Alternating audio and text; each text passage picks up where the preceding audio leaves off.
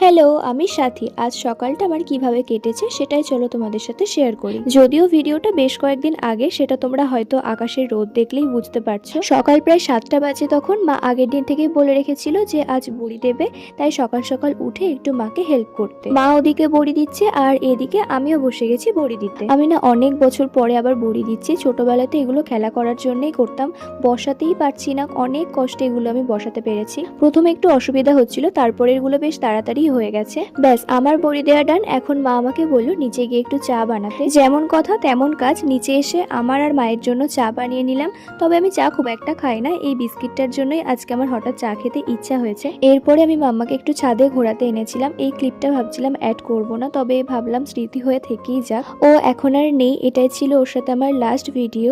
একদিনের মধ্যে কত কিছু চেঞ্জ হয়ে যায়, তাই না? যাই হোক, সেসব অন্য কখনো শেয়ার করব। কদিন পরেই ছিল আমার এক্সাম, তাই নিচে এসে একটু পড়তে বসলাম।